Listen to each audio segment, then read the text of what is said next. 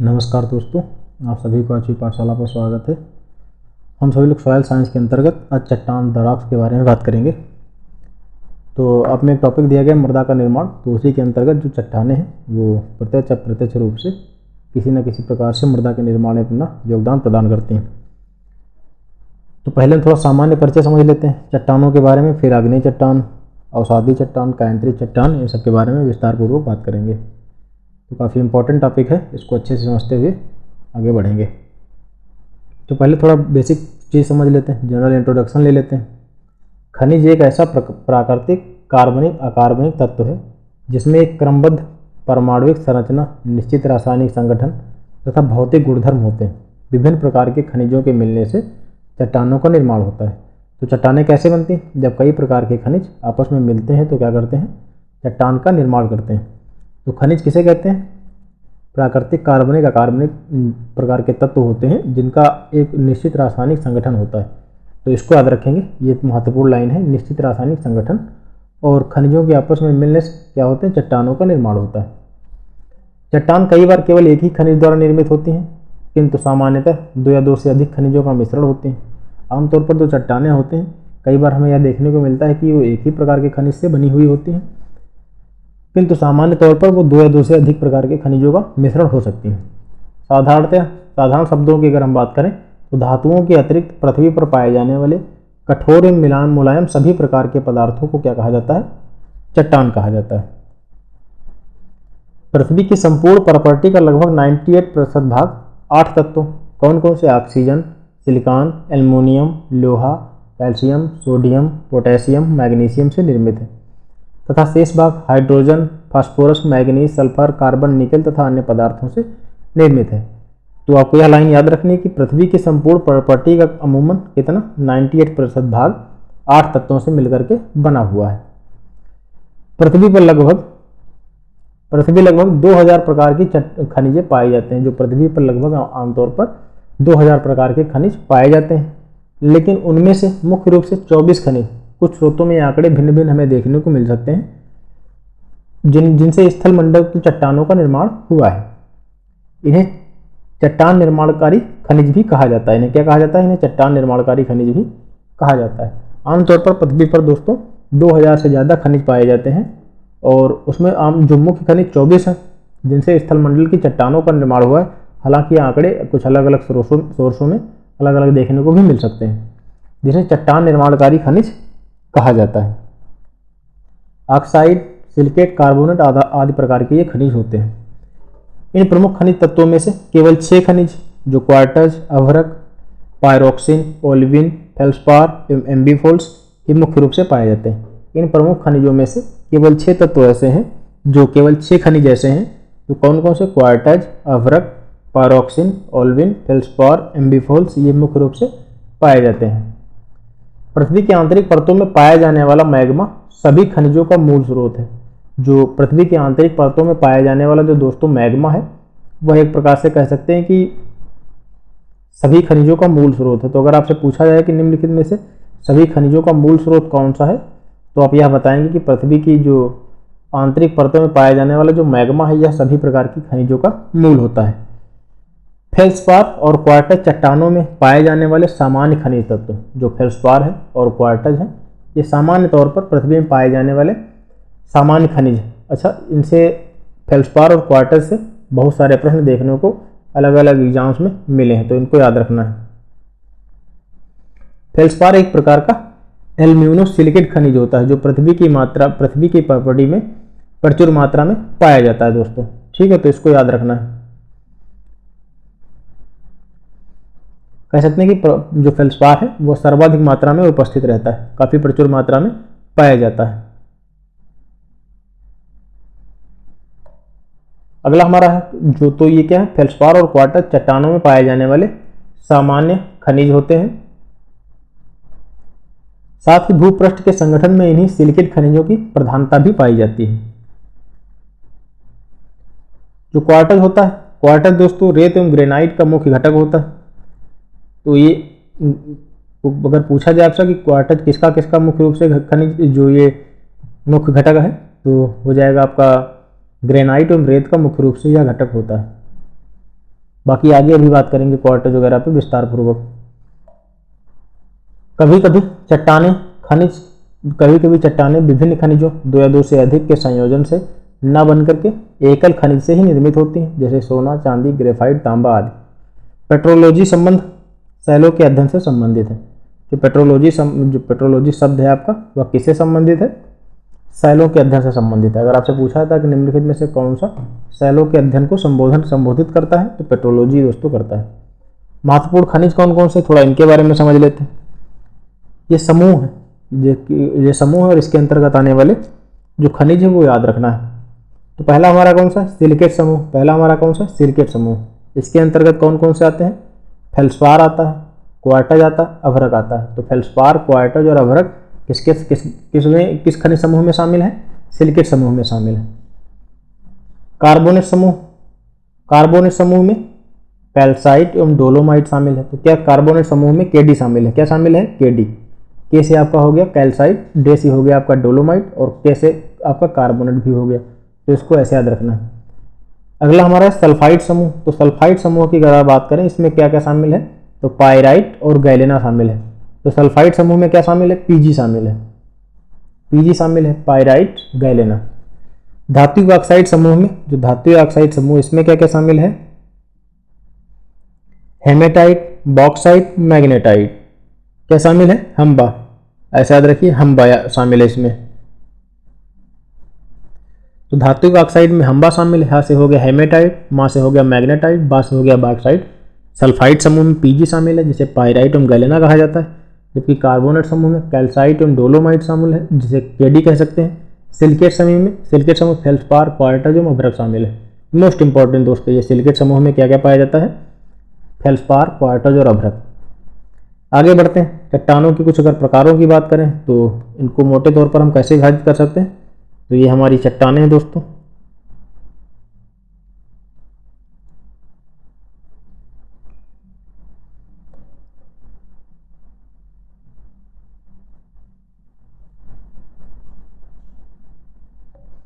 इसको बीच में लिखते हैं। इनको तीन भागों में बांट सकते हैं। कौन कौन से? पहला हो गया हमारा आग्नेय चट्टान, दूसरा हो गया हमारा अवसादी चट्टान, तीसरा हमारा हो गया रूपांतरित चट्टान। तीसरा हमारा कौन सा हो गया? तीसरा हमारा हो गया दोस्तों रूपांतरित चट्टान।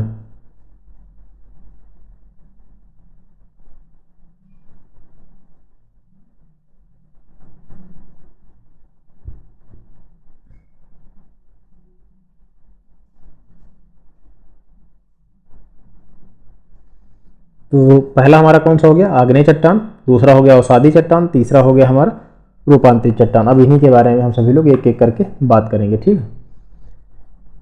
तो अगर हम आग्नेय चट्टान की बात करें, आग्नेय चट्टानों का निर्माण ज्वालामुखी से निकले हुए मैग्मा या लावा से होता है।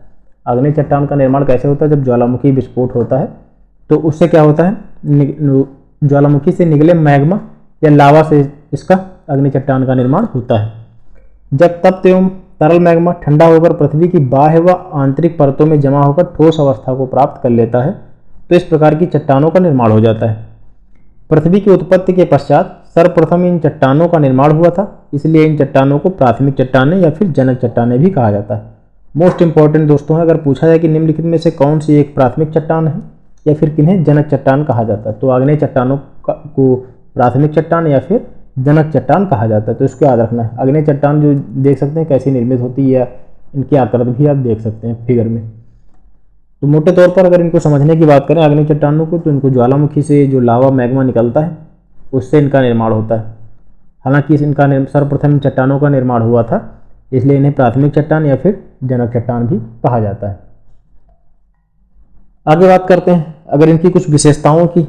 आग्नेय चट्टान स्थूल परत रहित, कठोर, संगठन एवं जीवाश्म रहित होती हैं। तो मोस्ट इंपॉर्टेंट लाइन है, पूछा जाता है किसमें जीवाश्म नहीं पाए जाते हैं, तो आग्नेय चट्टानों में जीवाश्म नहीं पाए जाते हैं। क्या होता है इसमें? जीवाश्म नहीं पाए जाते हैं, जीवाश्म रहित होती हैं। इन चट्टानों में चुंबकीय लोहा, निकेल, तांबा, सीसा, जस्ता, क्रोमाइट, मैग्नीज, सोना, प्लेटिनम आदि प्रकार के कुछ बहुमूल्य खनिज इसमें पाए जाते हैं। मैग्मा के निर्माण के समय अवशेषों व जीवाश्मों के जल जाने के कारण ही इन चट्टानों में जीवाश्मों का क्या होता है, अभाव पाया जाता है। क्या कारण है, पूछा जाता है कि निम्नलिखित में से किसमें जीवाश्म नहीं पाए जाते हैं, तो आग्नेय चट्टान, अवसादी चट्टान या फिर कांतरिक चट्टान।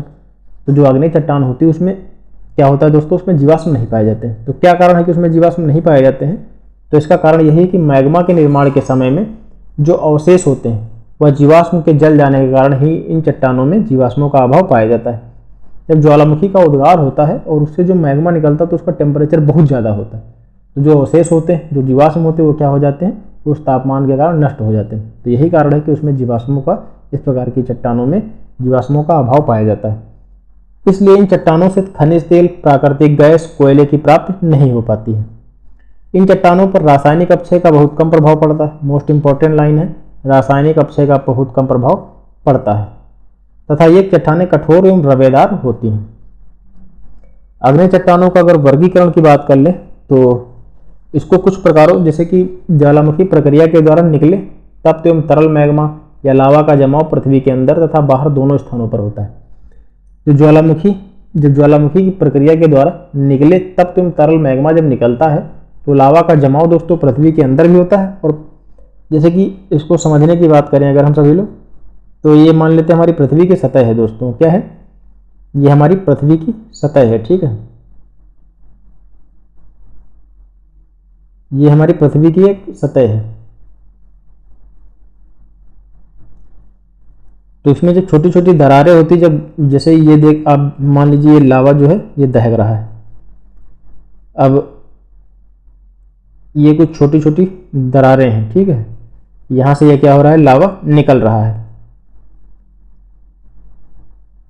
अब कुछ तो लावा इसके ऊपर निकल करके सतह के ऊपर जमेगा, ठीक है, कुछ तो लावा यहां से निकल करके सतह के ऊपर जमेगा, जबकि कुछ लावा परत के अंदर भी जमेगा, क्योंकि जैसे जैसे इसकी गति कम होती जाएगी ये पृथ्वी की चट्टानों के, जो पृथ्वी की परत है, इनके बीच में भी जमता जाएगा इससे, ठीक है।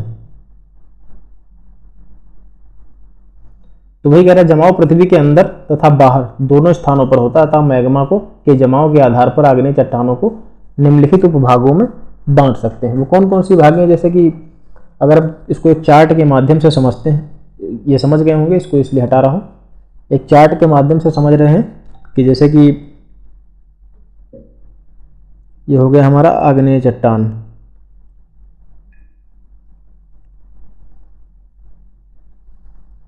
तो इसको उत्पत्ति के आधार पर बांटते हैं और रासायनिक संरचना के आधार पर बांटते हैं। तो उत्पत्ति के आधार पर अगर हम बांटेंगे तो हो जाएगा आंतरिक आग्नेय चट्टान और बाह्य आग्नेय चट्टान, ये हो गया उत्पत्ति के आधार पर।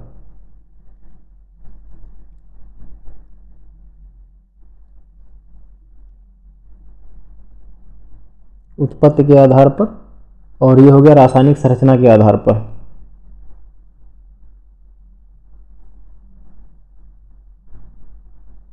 रासायनिक संरचना के आधार पर, तो उत्पत्ति के आधार पर आंतरिक आग्नेय चट्टान और बाह्य आग्नेय चट्टान, इनको दो भागों में बांट सकते हैं। उत्पत्ति के आधार पर इनको दो भागों में बांट सकते हैं, आंतरिक और बाह्य, आंतरिक और बाह्य।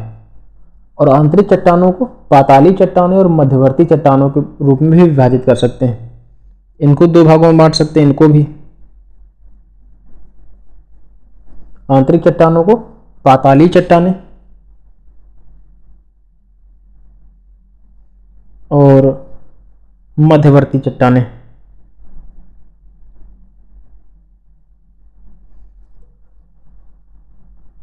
और इधर अगर रासायनिक संरचना पर नजर डालें तो इसको अम्लीय चट्टानें और क्षारीय चट्टानों के रूप में भी विभाजित कर सकते हैं। अम्लीय चट्टानें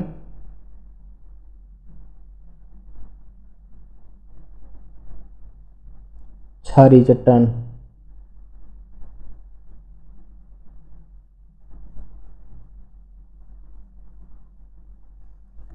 अग्नेय चट्टानों का वर्गीकरण ज्वालामुखी प्रक्रिया के द्वारा, अगर इसको हम अग्नेय चट्टानों को कुछ विभाजित करें तो उत्पत्ति के आधार पर और रासायनिक संरचना के आधार पर इसको विभाजित कर सकते हैं।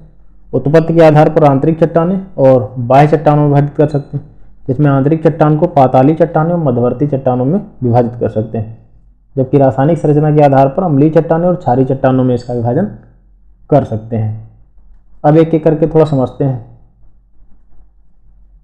आग्नेय चट्टानों को इधर अलग भी लिखा हुआ है कि आग्नेय जो चट्टानें हैं उनको उत्पत्ति के आधार पर अगर इसके विभाजन की बात करें तो आंतरिक चट्टान, आंतरिक चट्टानों को पाताली चट्टानें और मध्यवर्ती चट्टानों में भी विभाजित किया जा सकता है, जबकि बाह्य चट्टान रासायनिक संरचना के आधार पर अम्लीय चट्टानें और क्षारीय चट्टानों में इनका विभाजन किया गया है। अब आइए आंतरिक चट्टानों को समझते हैं। पृथ्वी के अंदर की परतों में मैग्मा के शीतलीकरण से आंतरिक आग्नेय चट्टानों का विकास होता है। अभी हमने बताया कि जो हमारी पृथ्वी की सतह है, ये हमारी जो पृथ्वी की सतह है और जो लावा इनके मध्य में, परतों के मध्य में ये जमता है, इनके मध्य में जमेगा तो क्या हो जाएंगी, ये आंतरिक आग्नेय चट्टान के रूप में कही जाएंगी। यह ठंडा होकर ठोस रूप प्राप्त कर लेती हैं। ये चट्टानें दो प्रकार की होती हैं। कौन कौन सी होती हैं? अभी हमने उत्पत्ति के आधार पर बताया था कि आंतरिक चट्टानें और बाह्य चट्टानें। जो आंतरिक चट्टानें होती हैं वो पाताली चट्टानें और मध्यवर्ती चट्टानें होती हैं। तो पाताली आग्नेय चट्टान किसे कहते हैं? ज्वालामुखी की क्रिया के द्वारा निकला तप्त एवं तरल मैग्मा लावा पृथ्वी की सतह पर न आकर के पृथ्वी के अंदर अधिक गहराई में ठंडा होकर जम जाता है। कह रहा है कि जब ज्वालामुखी की क्रिया होती है तो उसमें जो मैग्मा निकलता है, लावा निकलता है, वो पृथ्वी की सतह पर नहीं पहुंचता है, पृथ्वी के अंदर काफ़ी अधिक गहराई में ठंडा होकर के जम जाता है। तो इस प्रकार की जो आग्नेय चट्टान का निर्माण होता है वो क्या कहलाती है? आभ्यंतरिक आग्नेय चट्टान इनको कहा जाता है। क्या कहा जाता है? आभ्यंतरिक आग्नेय चट्टान भी कहा जाता है, क्योंकि इनका शीतलन मंद गति से संपन्न होता है, अतः इन्हें रवे बड़े आकार के होते हैं। उदाहरण के तौर पर जो पाताली आग्नेय चट्टान का उदाहरण है, क्या कहा जाता है? ग्रेनाइट। ये मोस्ट इंपॉर्टेंट है, ग्रेनाइट पाताली चट्टान का उदाहरण है। मध्यवर्ती चट्टान भूगर्भ से निकलने वाला लावा मैग्मा धरातल पर ना पहुंचकर मार्ग में मिलने वाली संधियों द्वारा जो दरारें अथवा तलों में जम करके ठोस अवस्था में परिवर्तित हो जाता है। इसे क्या कहा जाता है? मध्यवर्ती चट्टान कहा जाता है। जैसे कि लेकोलिथ, डाइक, सिल, फैकोलिथ। सिल हो गया, जो लेकोलिथ हो गया, डाइक हो गया, सिल हो गया, फैकोलिथ, ये सभी मध्यवर्ती आग्नेय चट्टान के उदाहरण हैं। अब इसको मैं एक आपको जैसे मान लेते हैं ये हमारी पृथ्वी की सतह है, ठीक है, ये हमारी पृथ्वी की सतह है दोस्तों। अब कह रहा है कि पाताली चट्टान में क्या कहा गया कि जब ज्वालामुखी की क्रिया के द्वारा जो लावा निकलता है वो पृथ्वी की सतह पर नहीं पहुंचता है और अधिक गहराई में ठंडा होकर के जम जाता है। मान लीजिए ये लावा यहीं पर दोस्तों ठंडा होने लगा, ये लावा क्या होने लगा? यहीं पर ठंडा होने लगा, तो ये क्या हो जाएगा? ये पाताली आग्नेय चट्टान का उदाहरण हो जाएगा। अच्छा, मध्यवर्ती आग्नेय चट्टान जो है वो जैसे जैसे ऊपर की ओर पहुंचती हैं, संधियां होती हैं, दरारें होती हैं मिट्टी में, उनमें जमने लगता है, ठीक है। जैसे कि ये दरारें, ये क्या है? ये हमारी मिट्टी की दरारें हैं। अब ये जब इनमें जमने लगेगा, जो लावा है ये जैसे जब यहाँ से उछलेगा, निकलता हुआ ऊपर की ओर जब बढ़ेगा ऐसे ऐसे, तो इधर जब इसका फैलाव होगा और ये इन दरारों के बीच में जब ये जमने लगेगा, तो जब इन दरारों के बीच में जब जमेगा तो इसको क्या कहा जाएगा? मध्यवर्ती आग्नेय चट्टान कहा जाएगा, ठीक है। तो ये आपका क्या हो गया? मध्यवर्ती आग्नेय चट्टान हो गया, मध्यवर्ती। और ये हो गया एक प्रकार से आपका पातालीय।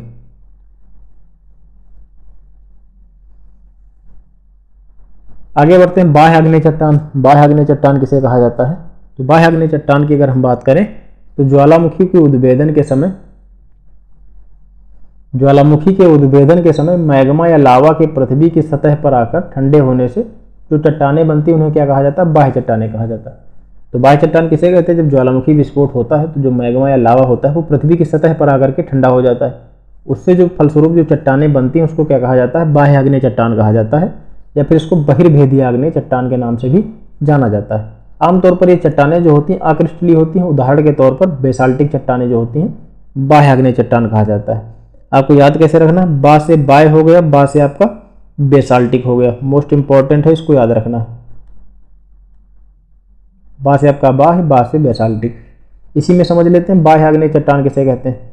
अब जब ये लावा दोस्तों जो ये निकलता हुआ बाहर आ रहा है तो जब ये सतह पर जमेगा, क्या कह रहा है कि देखो कि जब ये लावा पृथ्वी की सतह पर आकर ठंडा होने से जो चट्टानें बनती हैं उन्हें क्या कहा जाता है? बाह्य आग्नेय चट्टान कहा जाता है।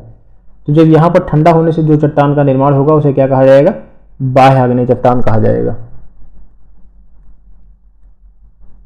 बाह्य आग्नेय चट्टान कहा जाएगा इसको।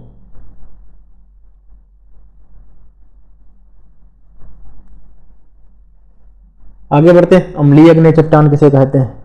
रासायनिक संरचना के आधार पर जो हमने कहा था, तो उसमें अम्लीय जो अग्नेय चट्टान है वो क्या है, इसको समझ लेते हैं थोड़ा।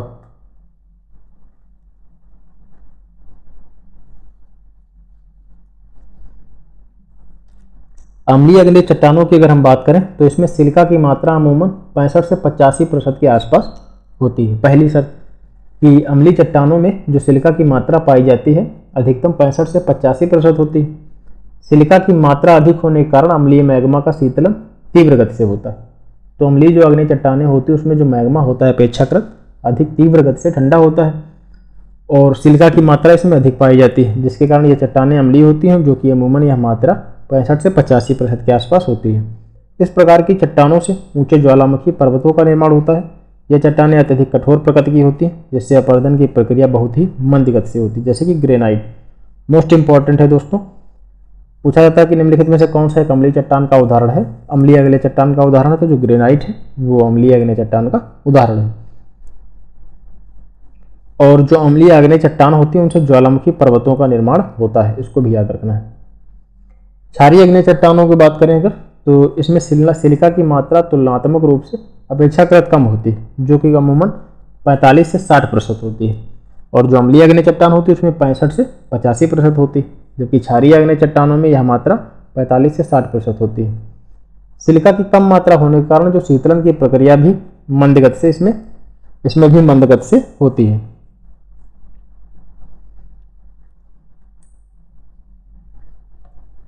और इसमें जो सिलिका की मात्रा अधिक होने का अम्लीय मैग्मा का शीतलन जो होता है तीव्र गति से होता है, जबकि इसमें जब सिलिका की मात्रा कम होती है तो इसमें शीतलन की प्रक्रिया मंद गति से होती है। इस प्रकार की चट्टानों सामान्यतः पठारों का निर्माण होता है। तो इसको ध्यान देना है कि जो अम्लीय जो चट्टानें हैं, अम्लीय अग्नेय चट्टानें हैं, उनसे क्या होता है? ज्वालामुखी पर्वतों का निर्माण होता है। और जो क्षारीय अग्नेय चट्टानें हैं उनसे क्या होता है? पठारों का निर्माण होता है। इस प्रकार की चट्टानों की प्रकृति प्रायः मुलायम होती है, जिसे अपरदन के कारकों द्वारा अपरदन कर पाना आसान होता है, जैसे कि बेसाल्ट, गैब्रो आदि। ये सभी क्या हैं? क्षारीय अग्नेय चट्टानों के उदाहरण हैं। तो इनके एग्जाम्पल याद रखना है आपको। इसमें जो क्षारीय अग्नेय चट्टानों के उदाहरण क्या है? जीबी है। क्या है? जीबी, जिससे जी से हो गया गैब्रो, जो बा है, बा से बी से हो गया आपका बेसाल्ट। अवसादी चट्टानों की बात करें तो अवसादों का परतों के रूप में जमाव होने से अवसादी चट्टानों का तात्पर्य है कि अवसादों का परतों के रूप में जमाव होने के कालांतर में अवसादी चट्टानों का निर्माण होता है।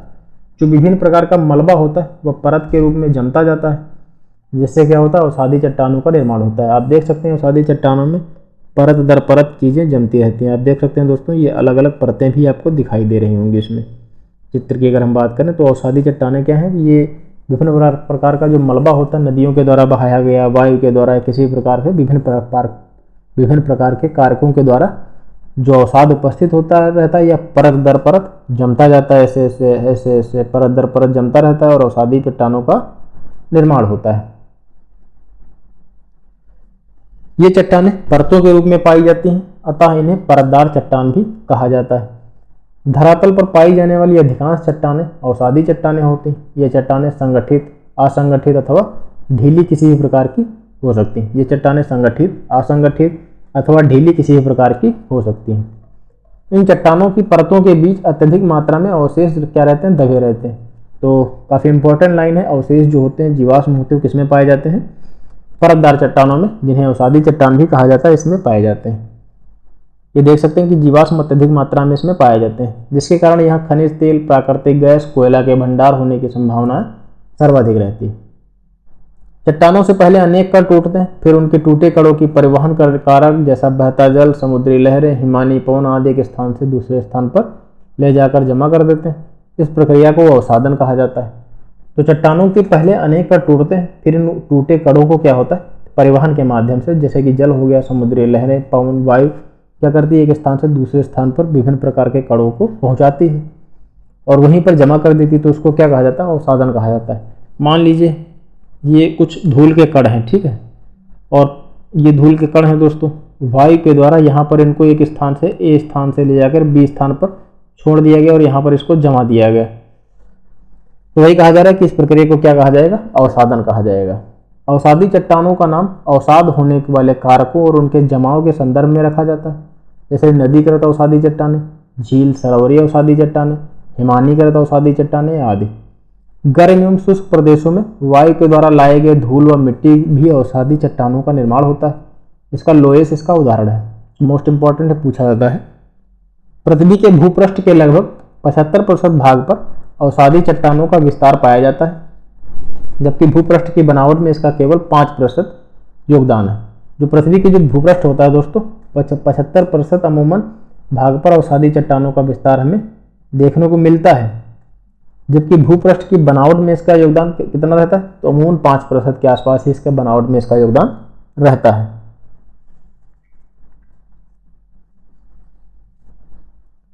निर्माण पद्धति के आधार पर अवसादी चट्टानों का वर्गीकरण हम 3 समूहों में कर सकते हैं। पहला समूह हमारा यांत्रिक रूप से निर्मित हो सकता है, दूसरा हमारा कार्बनिक रूप से निर्मित हो सकता है, तीसरा हमारा रासायनिक रूप से निर्मित हो सकता है। तो यांत्रिक रूप से निर्मित का तात्पर्य है बालुकाष्म, पिंडशिला, शैल, विमृदा आदि हो गया। कार्बनिक रूप से निर्मित खड़िया, गीजराइट, चूना पत्थर और कोयला, इनमें कार्बन ठीक ठाक मात्रा में पाया जाता है। रासायनिक रूप से नमक की चट्टानें, श्रृंग प्रस्तर, पोटास, हैलाइट आदि प्रकार की चट्टानें पाई जाती हैं। विशेषताएं क्या हैं? ये चट्टानें अधिकांशतः पहली बात तो परतदार रूप में पाई जाती हैं। वनस्पति एवं जीव जंतुओं के जो जीवाश्म होते हैं बड़ी मात्रा में पाए जाते हैं, मोस्ट इंपॉर्टेंट है, कई बार पूछा गया है कि जीवाश्मों की मात्रा किस प्रकार के शैलों में, चट्टानों में हमें देखने को मिलती है। इसमें खनिज तेल की उपस्थिति भी पाई जाती है, विभिन्न प्रकार के अवशेष जीवाश्मों की उपस्थिति के चलते इसमें खनिज तेलों की उपस्थिति भी पाई जाती है। अप्रवेश इम्परमेबल चट्टानों की 2 परतों के बीच यदि प्रवेश परमेबल चट्टान की परत आ जाए तो खनिज तेल के लिए अनुकूल स्थिति पैदा हो जाती है। बालुका पत्थर एक परतदार चट्टान है क्योंकि इसका निर्माण पानी के नीचे होता है। इन चट्टानों से फास्फेट, कोयला, पीट, बालुका पत्थर आदि खनिज प्राप्त किए जाते हैं। दामोदर, महानदी, गोदावरी नदी बेसिन की अवसादी चट्टानों में क्या पाए जाते हैं? कोयला दोस्तों पाया जाता है। ये चट्टानें अपेक्षाकृत मुलायम होती हैं। जिप्सम, खड़िया, चीका मिट्टी, नमक आदि प्रमुख अवसादी शैलें हैं। ग्लेशियर के अपर्दन से भी अवसादी चट्टानें बनती हैं, जैसे कि हिमोड़, मोरेन इसी तरह की चट्टान है। इंपॉर्टेंट है, पूछा था कि ग्लेशियर के द्वारा कौन सी आकृति बनती है, तो हिमोड़ और मोरेन, हिमोड़ या फिर मोरेन इससे बनती है। इसको याद रखना, ग्लेशियर के अपर्दन से भी अवसादी चट्टानों का निर्माण होता है।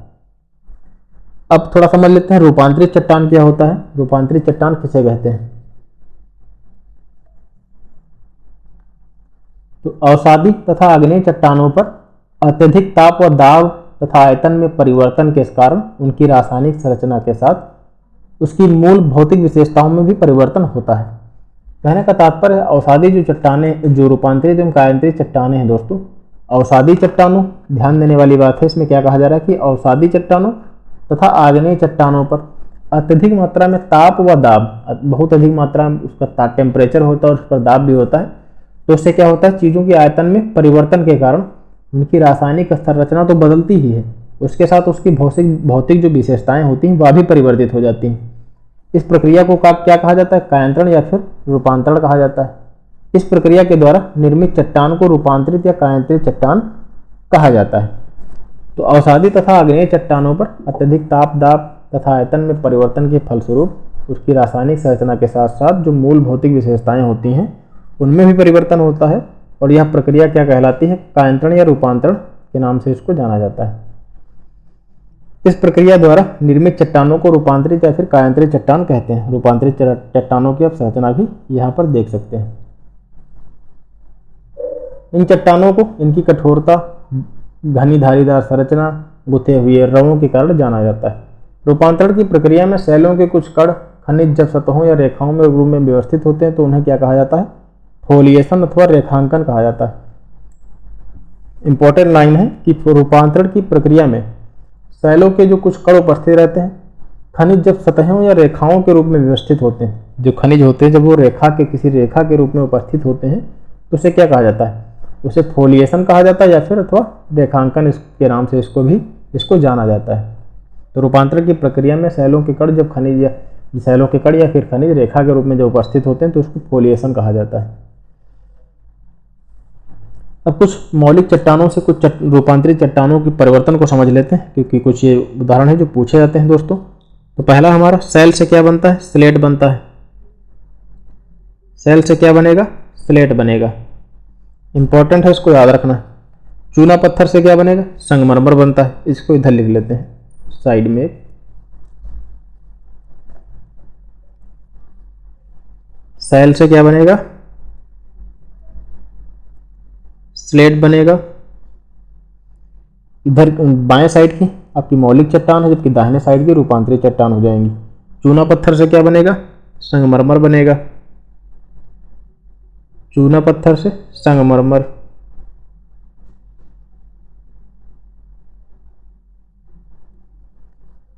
बालुका पत्थर से बलुआ पत्थर जो होता है उससे क्वार्टज बनती है।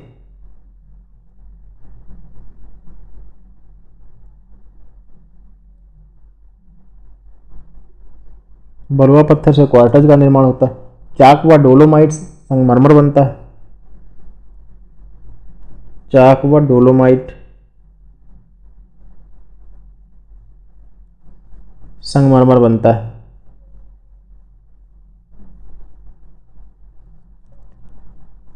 कॉन्ग्लोमेरेट से क्या बनता है? क्वार्टाइज बनता है।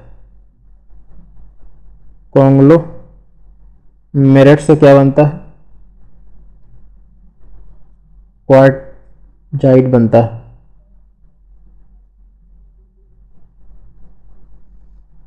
बलुआ पत्थर किससे बनता है? बलुआ पत्थर से क्या बनता है? क्वार्टज बनता है। जबकि कॉन्ग्लोमेरेट से क्या बनता है? क्वार्टजाइट बनता है। इसको याद रखना। ग्रेनाइट से नीस बनता है। ग्रेनाइट से क्या बनता है? नीस बनता है। बेसाल्ट से सिस्ट बनता है या फिर एम्फीबोलाइट बनता है। बेसाल्ट से क्या बनता है? बेसाल्ट से सिस्ट या फिर एम्फीबोलाइट।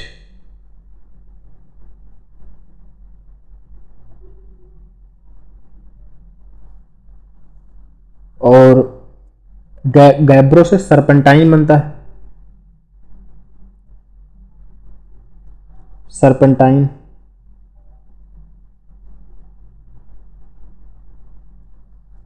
फाइलाइट से सिस्ट बनता है।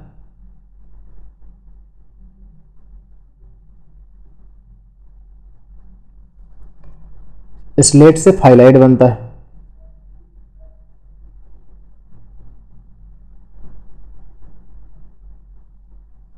तो इसमें मैंने अलग अलग विभाजन तो नहीं किया कि कौन सी अग्नेय चट्टान है, कौन सी अवसादी, कौन सी क्या है, तो इसको एक साथ लिख दिया। बस ये सूची है जिसको आपको याद रखना है, यहाँ से ही प्रश्न बन जाएगा।